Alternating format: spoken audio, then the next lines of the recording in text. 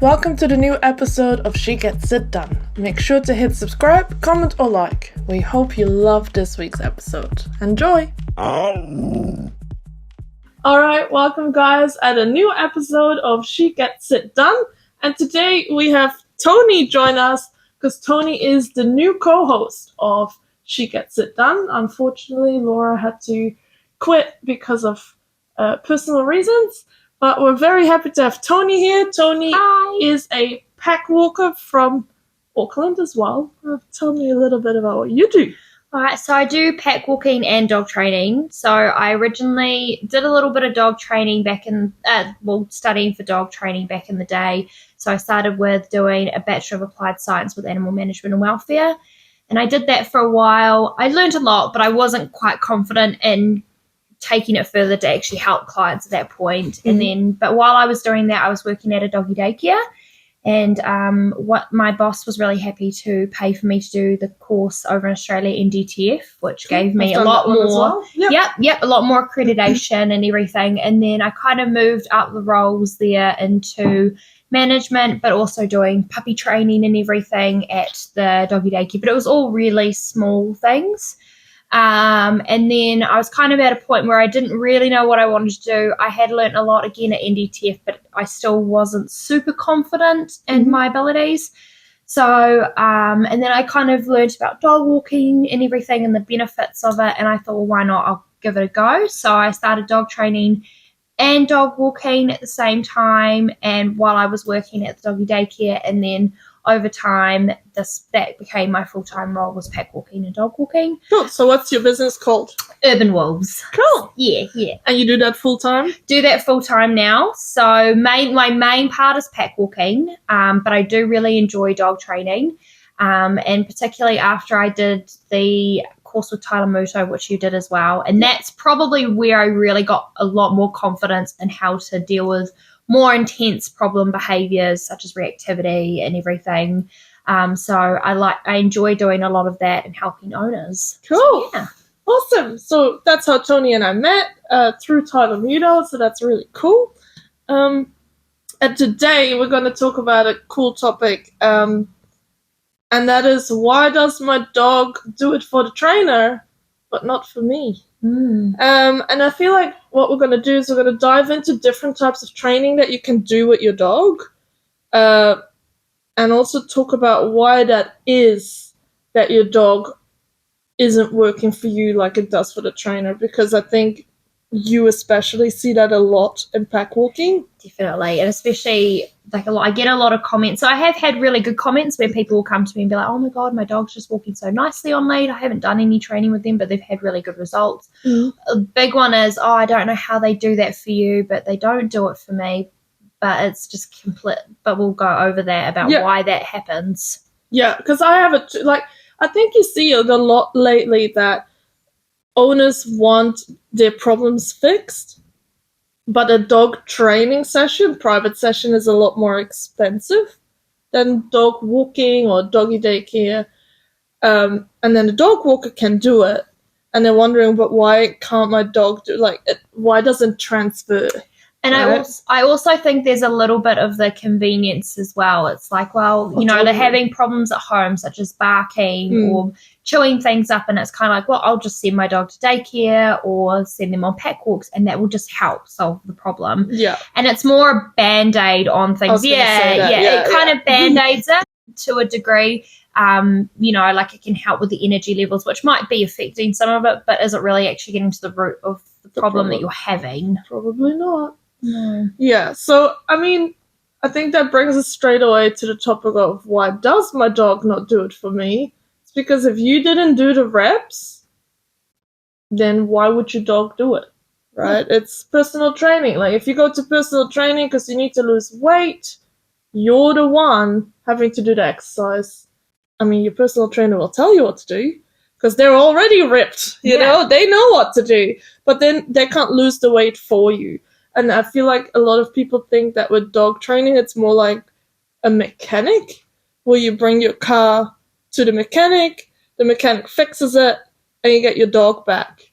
But that's not what dog training is. Like, dog training is the same as personal training, as music school, you know, like learning an instrument. It takes forever. Definitely. And it's even if you're not practicing enough, you know, it's said like dogs take a lot of repetition to even learn something. So if you're not giving your dog a chance to practice it over and over again, you're not giving them the opportunity to change their behavior as well. So you need to be practicing with them so that they can actually learn what you want from them instead of what they're doing right now. Yeah.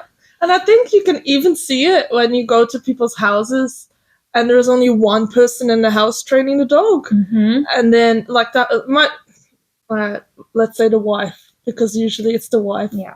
No offense to the guys. But usually it's the wife that's putting most of the training in. And then a lot of the comments that I get is like, oh, well, he's not doing it for the husband. Or when the husband takes him for a walk, he's horrible. And then I ask, oh, did the husband do any of the training? And usually the wife goes, no, not really. And I'm like, well, there's your answer. Yeah. And it's also that thing that I say to people, it's really unfair to put expectations yourself on a dog. So you have all these rules and boundaries, but then everyone else in the house lets them do it, because it actually just becomes confusing and actually Super more confusing. And also more stressful for the dog, because then they're either being told they're not allowed to do something, but then they are allowed sometimes. Dogs, very black and white with their thinking. It's either they can or they can't. And I also get the argument like, you know, sometimes it can be harder for one person to manage, so they're the ones that put all the effort in, and the other person's like, oh, well, you know, like I just really don't have that kind of issue. Yeah. But they do, maybe not to the degree that the other person is, but they do. And then they kind of just don't really take it seriously, I feel sometimes, and that can kind of make it harder as well. Oh, I've had that a few times, that the wife signs the dog up for group class, but the husband has to do it. And then the husband is like, I don't know why I'm here.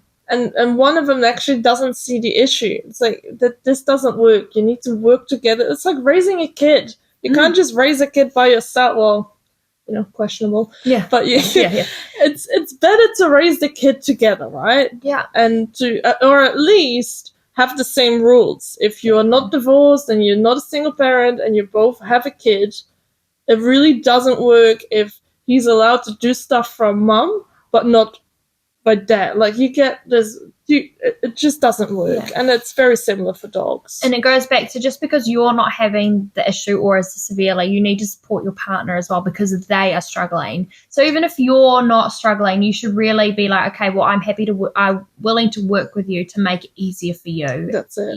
Yeah.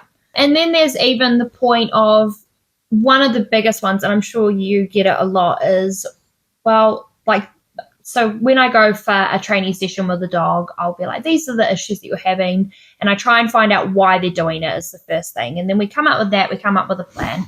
I sometimes take the dog away and do a bit of training before I get the owner, and just to make it a bit easier for them, because then they're not having to try and teach their dog while learn themselves. And I'll come back one session and I'll show them like what they're doing. And they're like, oh my God, that's amazing. And then I start showing it with them. So one big example is leash walking. So I could probably work with the dog for like, I don't know, 10 minutes. Yeah, 10 minutes. I would say 10 minutes, sometimes even shorter than that. And then there's some that are a bit longer depending on what the issues are. But I'll show them, and there's at least some progress, if not quite a substantial progress. Yeah. So then, you know, then I go to show them and they're just struggling and the dog's pulling. They're like, I don't understand why. Or they'll get to the point in that session where they're kind of, it's better, but it's not as good. And they'll work on it for a couple of weeks, and they're like, oh, but they're just so amazing for you. And I'm like, you've had so long with this dog doing this behavior that they have to unlearn it with you. Yeah. They've come and met me off of like a clean slate. They don't know who I am. That's it. And I've just put in straight away, this is what we do. And also a bit of, there's even like trust. So like even dogs that have like issues like reactivity and stuff, you know, like I come straight in and I'm like, you don't have to worry about this and all this, but they've learnt with you, like, not that it's your fault or anything, but they're like, I have to kind of take a bit more charge in my life. So this is why I'm like, they do these behaviors. I think it's the most important one is what you just said about, you come in with a clean slate and instantly you lay down the law. Yeah. You're like, well, I'm new. You better not fucking do this. Yeah. Right? And the dog is like, whoa. okay, Yeah. I'll just listen to that then. Obviously being very fair about it and using a lot of rewards, but there is just that boundary straight away. Like, I don't want that behaviour, so we're not going to do that. Exactly. But also... Whereas with the owner, they might have done it for 2 or 3 years, and you have to battle. That's like an uphill battle. You have to... It's like a wave. That's like it. A wave. But the other thing is that we've been doing it for a few years now. Like, we've gone to we've done courses and everything. Yeah. So we have all those technical skills behind us as well that owners don't have. That's it. I always like to say that, like, you might be enjoying basketball, you might know just play a little bit, but you're not an NBA player. As an NBA player, you have hours of practice and training, and you have lots of experience and probably natural talent as well, right? Because that's how you get there. And other people just enjoy playing a little bit of basketball, but doesn't mean you're good at it, you know? So you can see it and you can replicate it a little bit, but that doesn't mean you get the timing and the handling of a professional. And I think it's really unfair to yourself to measure yourself against a dog trainer. Definitely. It's just not going to happen that way. Yeah. No, it's not. Well, I've had like maybe 1 or 2 clients that were really, really good that I was like, okay, cool, you guys got it. But the majority doesn't. And that's okay, because you're a dog owner. You just want your dog to not be an asshole. And that's why you get us in, because, it's just not working. And that's why we're here, And same with you. Like, I've had some that pick it up straight away. Some I've just had to coach step by step just to, get each little step. That's it. And if you keep working on it, it's like homework for kids. You have to keep working on it. You can't just go, okay, well, I'll see you next week and I'm just not going to think about it, because that's just not going to help you at all. That's it. Absolutely. Yeah. So we've already talked about how training isn't transferable. Like, you have to put the work in. And then I think another really tricky one is for people to figure out, what type of training should I do with my dog? Because there is a whole range, right? Like, if you go online and you look for dog training for your dog, there's online dog training, there's group classes, there's private training, there's bootcamp programs, and there's board and trades. Yeah. So what's the right thing for your dog? And each one has their own pros and cons, and it just depends on kind of what training you're after, really. Yeah. So, I mean, the most about group classes. It's probably one of the most popular ones that people go to, because there's all different ranges. There's puppy classes, there's general obedience. You can even get training for dogs with reactivity. Like, there's small classes like that for maybe dogs that have done training beforehand and now they're just going to get a little bit of extra help now, So there's a range of different ones. That's it. Yeah, so group classes are great for if you have a lower budget or you don't really have any issues with your dog and you just want them foundation skills or puppy school. Bit more exposure to different dogs. Exactly. Or people. I do personally think every dog should do a group class because it is that, oh my God, I'm around 8 other dogs. Can I still concentrate? Yeah.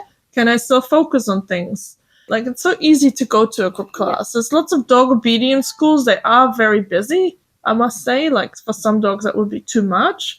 But there's nothing wrong with at least trying a group class. Definitely. And they can be quite flexible on their times as well.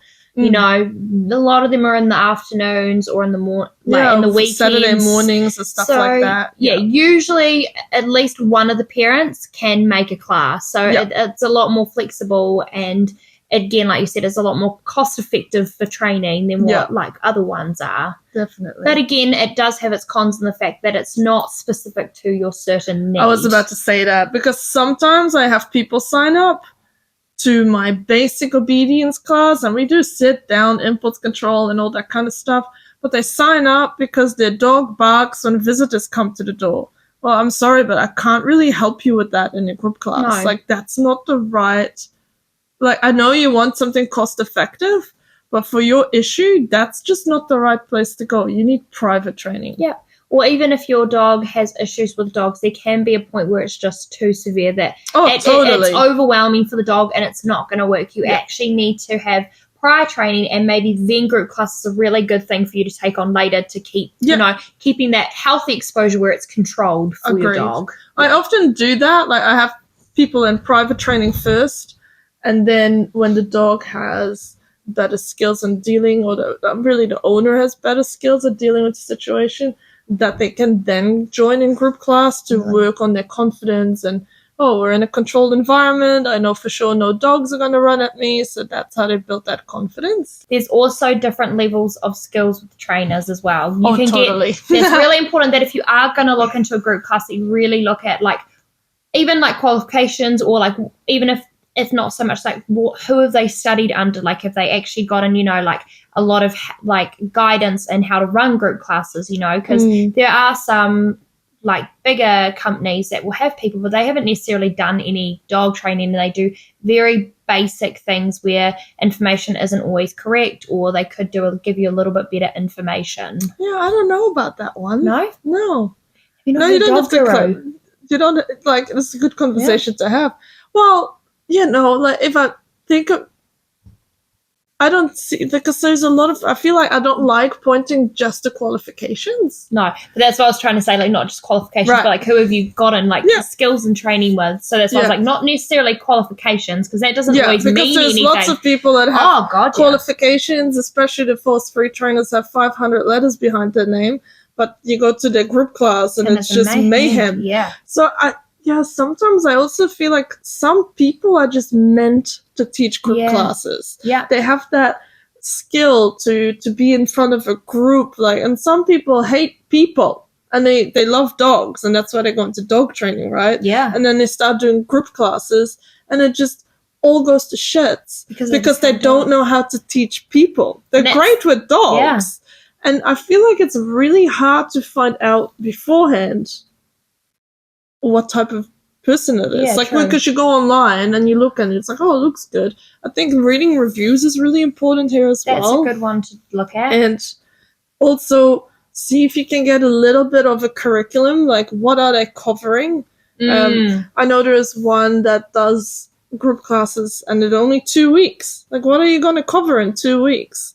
Yeah. Yeah, like that, to me, that's... Yeah, definitely. Like, what's the point of that? Yeah. Unless it's just focused on one topic. Like, I've done 2-3 week courses just on recall. Like, you don't need much more for that. Or the very basic, like, sit down, like, how to just teach that kind of stuff. Yeah, exactly. Yeah. But it is hard. Like, I find vets, no offense to vets, but generally I find those not that great. And that's more what I was meaning, without singling out just single it out. It's like, it's our podcast. We can say what we want. Yeah. Right? But that's the thing, right? It's animates, awesome. If it's just a short... that's what... I see where you were going then. Because, if you go to, like, if we look at the US, PetSmart, or for us it's Animates, it's just a shop girl that likes dogs. Exactly. Right. Like, has all good intentions, loves it, and got employed, but doesn't necessarily know how even to read behavior. Because, a lot of puppy classes, they do puppy time and playtime. Yeah, and it's like, oh my God, I never do puppy time. Yeah, no, I didn't do puppy time with the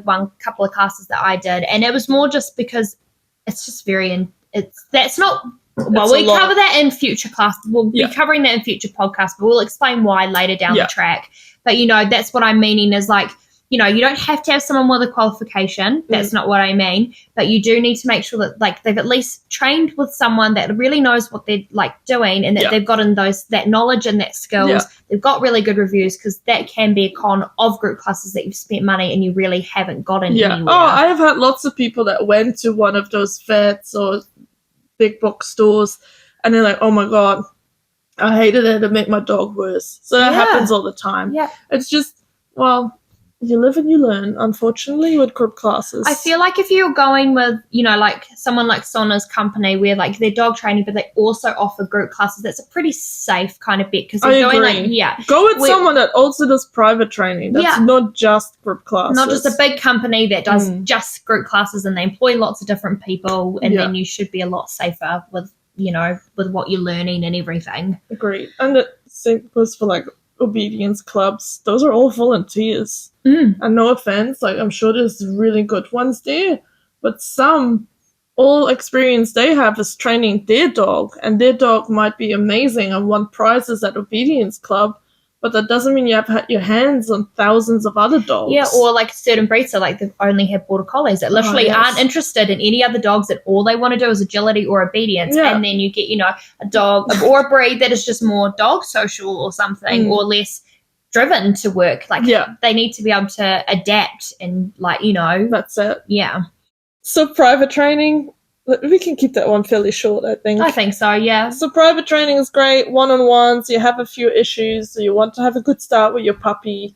I think private training is great. Like, I love private training. Same. That's one of the ones that I do, and it's a really good option for people, like, whether it's quite severe problems or it's really minor and you're just, like you said, wanting to get on the right track. That's it. Or even if you've just got this puppy and you don't know what to do and you just want a little bit of guidance, like what things should I do, what things shouldn't I do. Yeah, I do puppy packages, like 5 sessions, so you can basically spread them out from 10 weeks to like 8 months. So you can cover the whole time when things come up, which is great. As they're coming into their lovely teenage phase. That's it. Yeah. And then, and I think the beauty of private training is you go to the person's home, and that's where the problems are. Yeah. Yeah, and that brings us probably to board and trains. Yeah.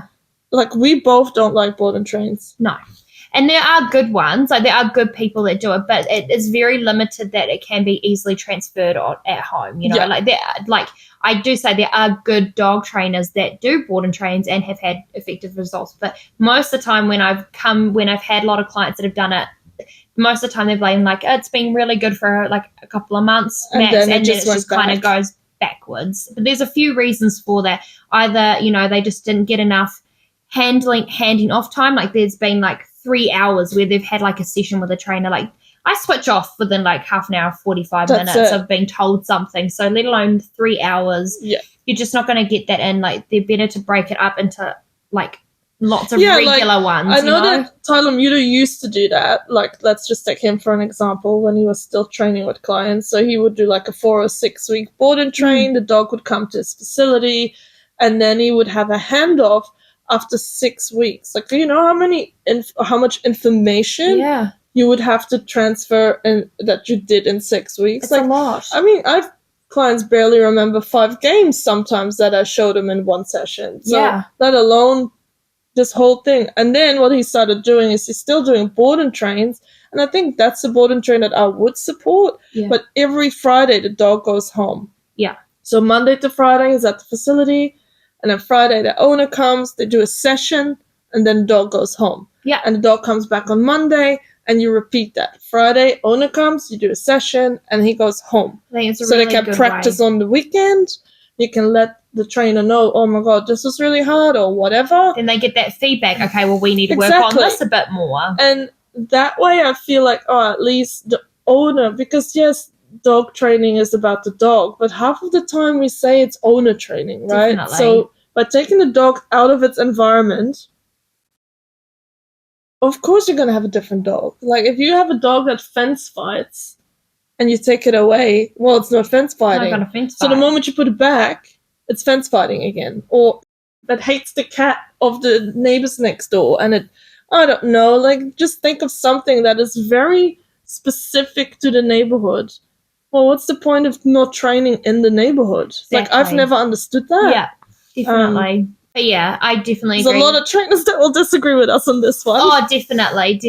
And honestly, like I said, like there have been some that have done really good programs. Totally. And they've done like that kind of thing. And I know specific ones that have actually gotten really good results. But they also keep up regular contact with the owner, like either they pack walk them as well. Yeah, and then they like keep follow-ups or lots of that kind of stuff. But most of the time, when I've had people that have done board and trains, a lot of the time it does just regress because there's just like you get all this information and there's just nothing. And I think as well, like they say, like you can email us and stuff, but a lot of the time when things start going wrong, owners just don't do it, and then it kind of just fizzles out, and then it just goes back to square one. Because I dropped $4,000 on my dog and he's still doing XYZ. Exactly. Right, and then you get that. Well, I would be pissed off too if I pay $4,000 for something and I have zero result out of it after 4 or 5 months.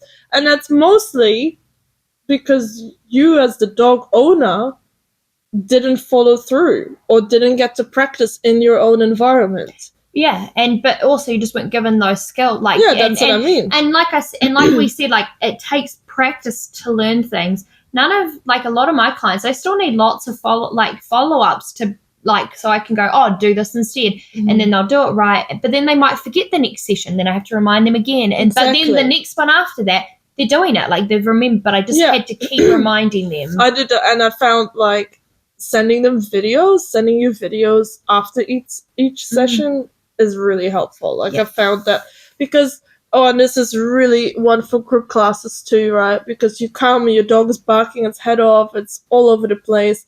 Most people only hear half of what you say because they're so busy with their dog and doing the right thing and not embarrassing themselves that they're not actually taking in any information. So you need to find a trainer that gives you something afterwards, an email with handouts or videos of this is what we did, because I feel like I didn't do that in my first maybe 2 years. Yeah, and I can improve with that as well. I started doing that, and it just the amount of times people say, oh, that was really helpful, I could watch that video again. It takes such little effort. But I feel if you do a board and train, you need to at least provide lots of those. Definitely. So people can go, oh, this is what they did. And I know there are some people, I know Laura, who used to be the host, used to film bits of the session and then send that to the owner and be like, look, this is what I did, so this is what I need you to do. She would literally be talking and training so she could at least send it to the owner, but she didn't do she did a bootcamp program, not a board and train. But then also as well, then the owners can look back on it, and if it's specifically of them being filmed, then they can be like, look, this is where it wasn't quite right, you need to do this instead, and then they can actually see it as well.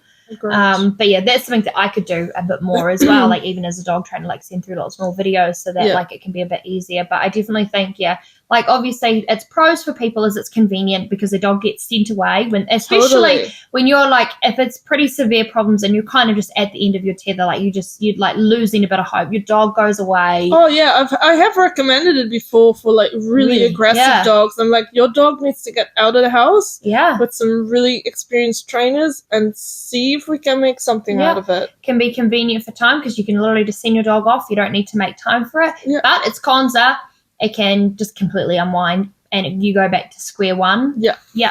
I've also found it that some people have done board and trains when they go on holiday. They're like, oh, well, I'm going to go for 4 weeks to Europe and the dog gets trained. I mean, if you have the money to do that, why not? Yeah, but that's a con in itself as well because not everyone has this money to spend. It is expensive. And it is more expensive. It's probably the most expensive option, but that's because they're obviously housing the dog and everything as well. So it's housing, more feeding, everything, So, and they're with them 24 hours, whereas usually programs or boot camps, which we'll go into next, you're only spending a couple of hours with them and then you're sending them back. So there's not that maintenance on the financial side of it. That's it. Yeah. So bootcamp programs are like a hybrid. Let's talk about that. So this is what we do a lot more, and I learned a lot actually about this after meeting with Sonna and stuff because I was kind of a bit stuck in. She was kind of like, well, I do a bit more boot camp stuff because I was like, should I do some board and train? But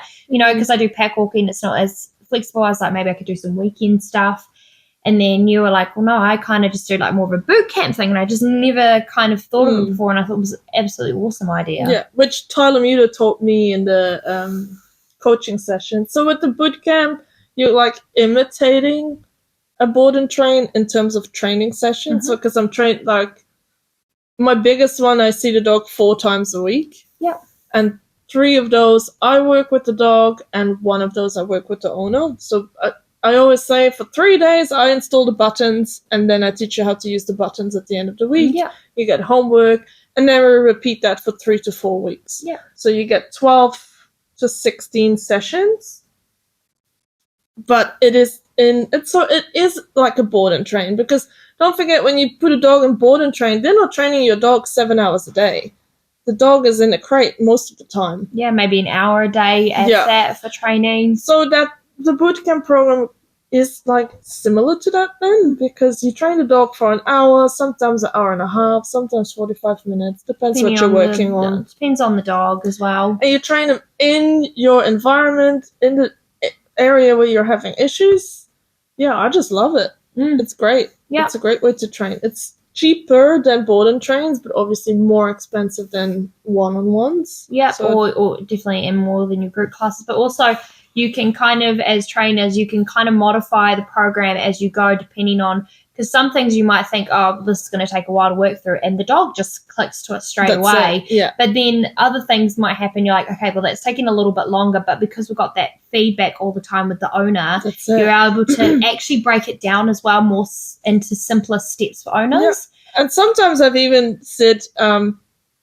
I'm supposed to do this session alone today, but I want you there. Because the dog's doing so well. Because I need you, I want you exposed to this, right? Because, like, again, if we talk about loose leash walking, like, I can probably loose leash walk a dog within that first session anywhere. But then the owner will keep saying, oh, but he keeps lunging at dogs when I walk him. All right, now I need you out with me so we can work on that together, because I'm not having that issue with your dog anymore. Yeah. You know, have you had that before? Yeah, definitely. Yeah. It's like times that you're at the end and the owner's like, oh my gosh, this is amazing. And I'm like, oh, is this not normal for you? Yeah. Because I don't know how bad the dog is. But that's also comes into that skills as well. Like, we can think of something. So the dog, you know, might be doing something and we know that they're going to lunge, right? But the owner doesn't know that. So the dog's already lunged before they've even realized what was going on. So whereas with the boot camp, you can really walk them through and be like, look at this, like, look at that right now. That's where you need to intervene now. Yeah. And then once they've done it, they're like, oh, I did it. And you get more practice and it's just more compact. Whereas with private training, for me, there's like a week or 2 weeks between sessions. Yeah. And then it depends on you, how much time you have, because we're busy. We have busy lives. Not everyone has time to train the dog every day for an hour, right? And I feel like that shouldn't be the expectation to begin with. Like, I'm happy if someone practices 10 minutes. It's better than nothing. Yeah, I go 5-10 minutes a day if you can do at least that, you know. But with the bootcamp program, they know that you do the heavy lifting, so they are more motivated you're more motivated to keep going, because you know that you just need to, like, do the other 10% that's left. And you just got to keep making sure that you're following through with it. We're teaching the dogs all the skills. You're just coming in and learning it and doing it yourself. And we're there the whole time. That's it. Keeping the dog and you going the whole time, so that by the time you've hit the program, you know, you've done all that, you'll have a follow-up in, like, however long it is. And then that's the point where you go, okay, well, these things have started going wrong. We top that up, and then usually you're a lot easier. I think with the bootcamp program, 90% the trainer does it and 10% you.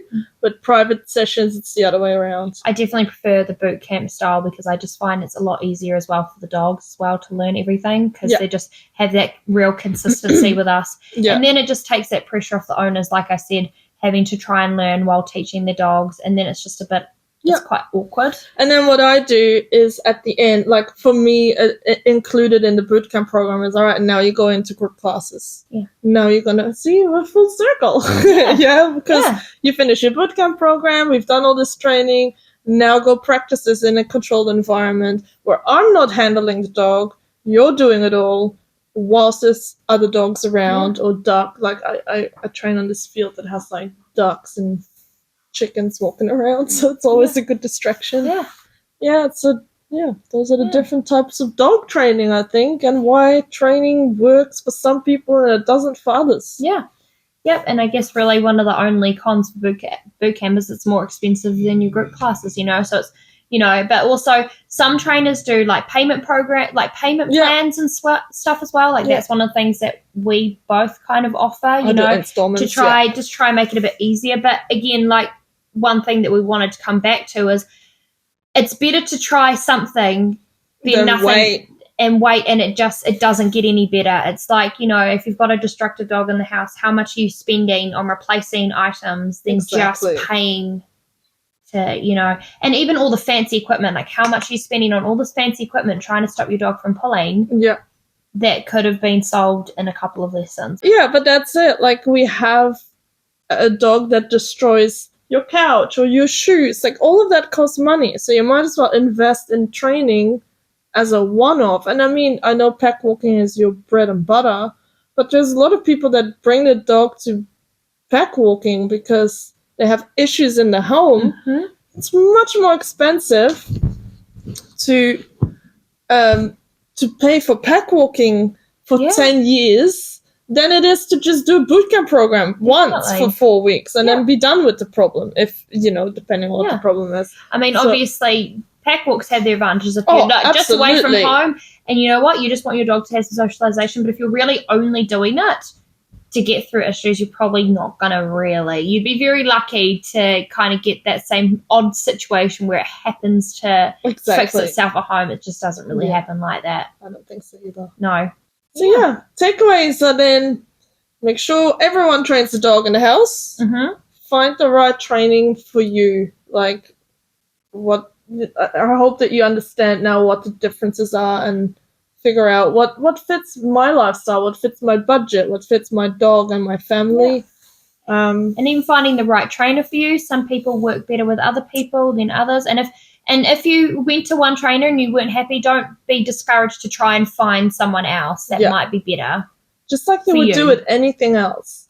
Like when we were buying a house, we saw 3 mortgage advisors before we found the one that we liked. I was like, oh no, I don't vibe with you. And that's okay. Yeah. And it doesn't mean that necessarily that they're not good dog trainers or anything, or like just not for you. They're just not the right mix, and that's fine. Yeah. Oh. Yeah. All right. Well, thank you for tuning in. We would love it if you subscribe or comment below what you think, and we'll see you next time. Yeah. And if you have anything else that you would like us to discuss, comment below, and then we can put them aside for next time. That'd be awesome. All right. See ya. See ya.